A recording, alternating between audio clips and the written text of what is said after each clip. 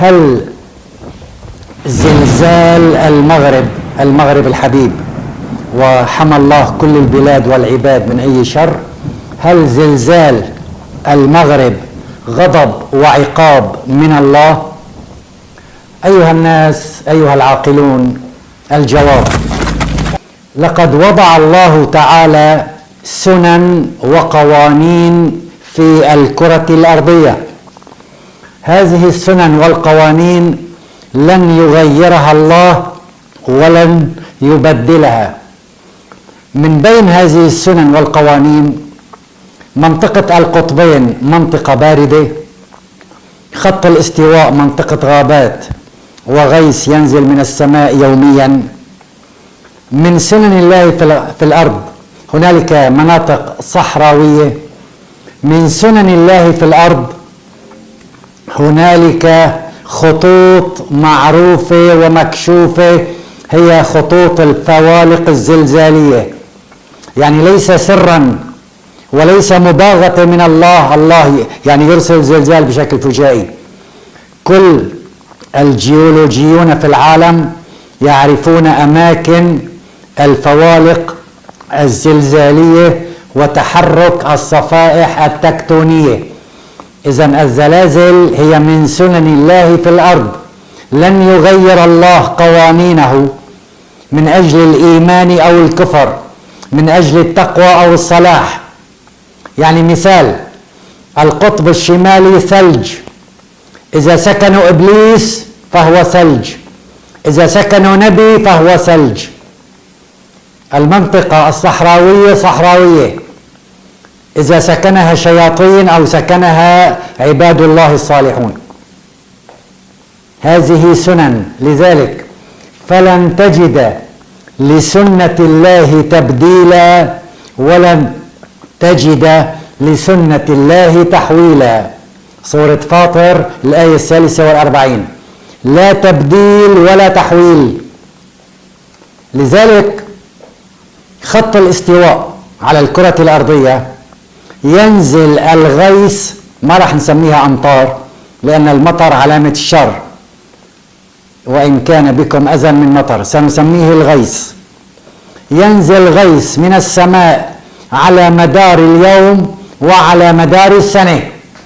يعني على خط الاستواء ليسوا بحاجة إلى صلاة الاستسقاء، هذا قانون إلهي.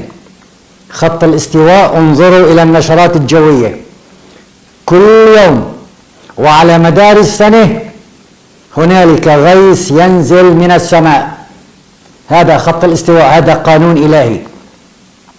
أقدس جبل في الكرة الأرضية هو جبل عرفات، لكنه غير ذي زرع. الغابات لا تغطي جبل عرفات مع أنه أقدس جبل في الأرض، لكن الغابات تغطي جبال الألب. فجبال الألب في أوروبا جنة من جنان الله في الأرض، الشلالات والبحيرات والغابات والمروج الخضراء، مع أنها ليست جبال مقدسة. هذه سنة الله في أرضه. الكعبة الشريفة بواد غير ذي زرع، سنن الله لن يغيرها. هو قال بواد غير ذي زرع. لا تتلاعبوا في عقول الناس أنه لأنهم غضبوا ولأنهم استحلوا المعازف كذا فالله أرسل عليهم الزلازل. لا، الله ما أرسل الزلازل. يعني شمال أوروبا بعمر السويد والنرويج وفنلندا لن يحدث فيها زلازل على الإطلاق.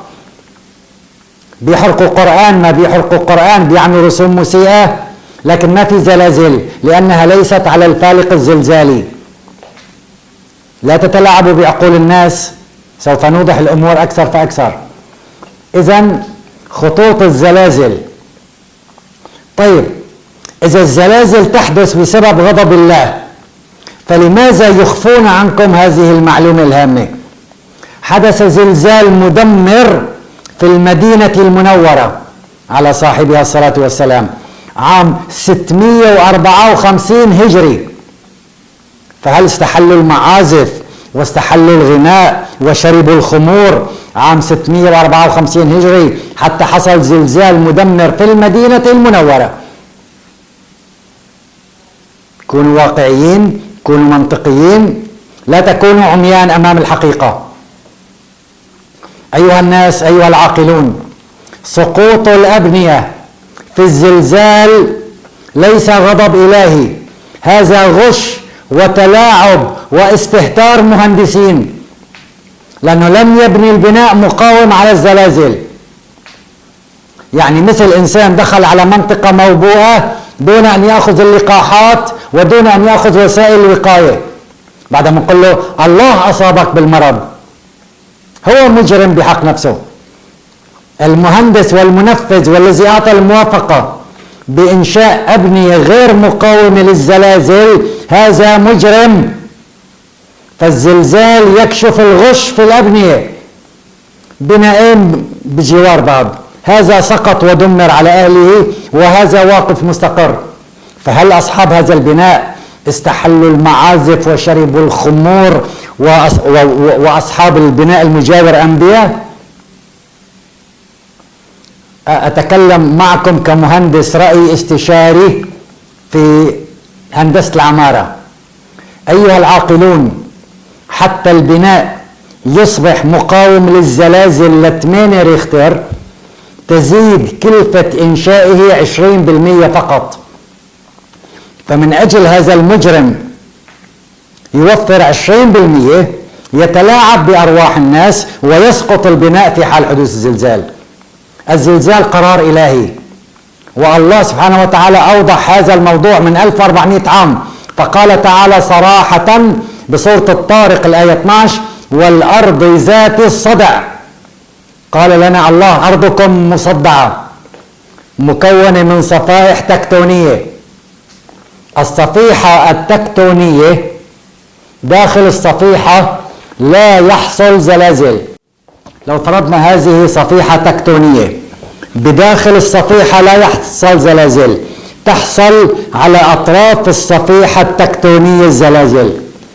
فكل الدول والمدن والمساكن بوسط الصفيحة لن يأتيها زلزال، يأتي الزلزال على أطراف الصفائح التكتونية. هذا علم وليس خزعبلات، والله سبحانه وتعالى غضب والله ما رضي والله رضي. أيها الناس، هنالك فوالق زلزالية معروفة نتكلم عنها على عجالة.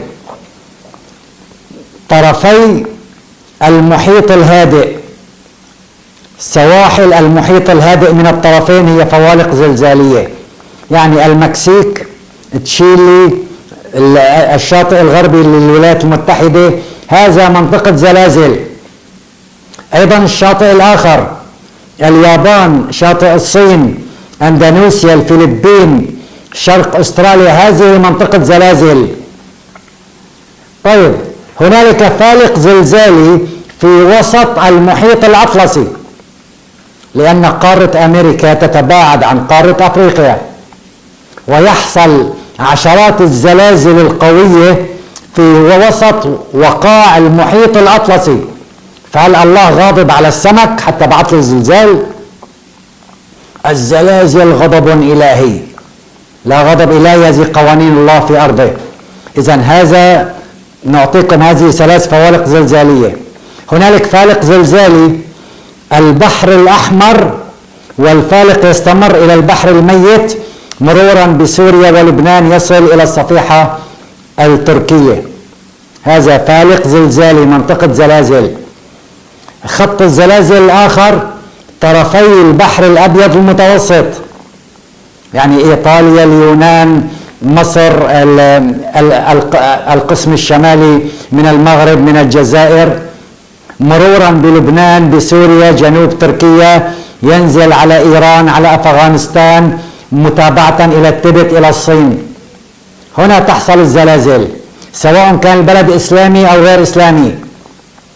إذن هذه سنة الله في أرضه.